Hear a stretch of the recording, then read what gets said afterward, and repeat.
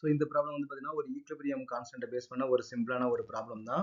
இங்கே என்ன கொடுத்துருக்காங்க பார்த்தீங்கன்னா PCl5 வந்து கொடுத்துருக்காங்க. PCl5 என்ன பண்ணுறாங்க, ஒரு வெசலில் வச்சு 380 கெல்வின் வந்து நம்ம டெம்பரேச்சர் வந்து கொடுக்குறாங்க.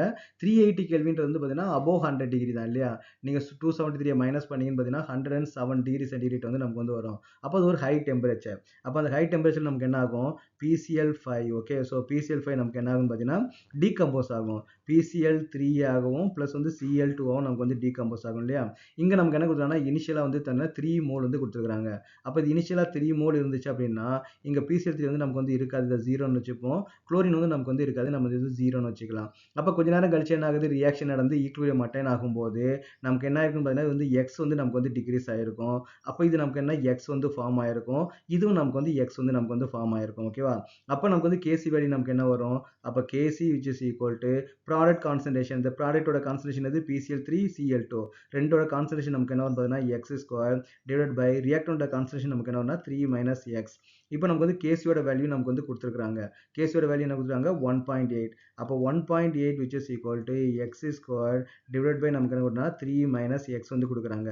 அப்போ இது நமக்கு கிராஸ் மல்டிபிகேஷன் பண்ணால் நமக்கு வந்து என்ன கிடைக்கும், அந்த 1.8 3 நம்ம மல்டிப்ளை பண்ணால் நமக்கு என்ன கிடைக்குதுன்னா 5.4 வந்து கிடைக்கும்.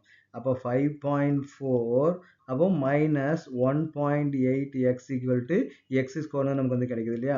அப்போ நெக்ஸ்ட் என்ன பண்ணலாம், எக்ஸ் ஸ்கொயர் இது வந்து ஒரு ஈக்குவேஷனாக கிரியேட் பண்ணால் X square plus 1.8 X minus 5.4 which is equal to 0.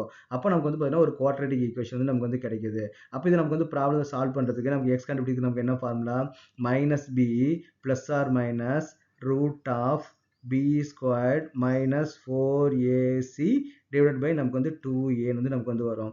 இந்த ஈக்குவேஷன்ல நமக்கு வந்து a ஓட வேல்யூ என்னது, a ஓட வேல்யூ 1, b ஓட வேல்யூ 1.8, c ஓட வேல்யூ வந்து பார்த்தீங்கன்னா மைனஸ் 5.4 மைனஸ் 5.4. அப்போ அந்த ஏபிசியோட வேல்யூ நீங்கள் இங்கே சப்ஸ்டிட் பண்ணீங்கன்னா we will get that X value வந்து நமக்கு வந்து கிடைக்கும்.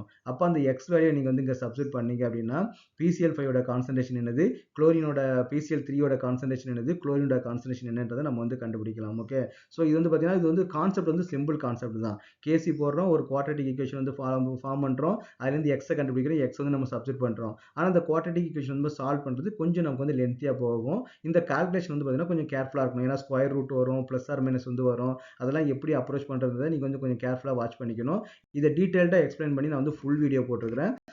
ஃபுல் இல்லை எனக்கு வந்து டீட்டெயில் சொல்யூஷன் வேணுன்றவங்க வந்து ஃபுல் வீடியோ வந்து பார்த்துங்க. இல்லை எனக்கு வந்து ஜஸ்ட் ஹிண்ட் மட்டும் கொடுத்தா போதும் நான் சால்வ் பண்ணிடுவேன் அப்படின்றவங்க இந்த ஷார்ட்ஸ் வந்து நீங்கள் ஃபாலோ பண்ணிக்கலாம்.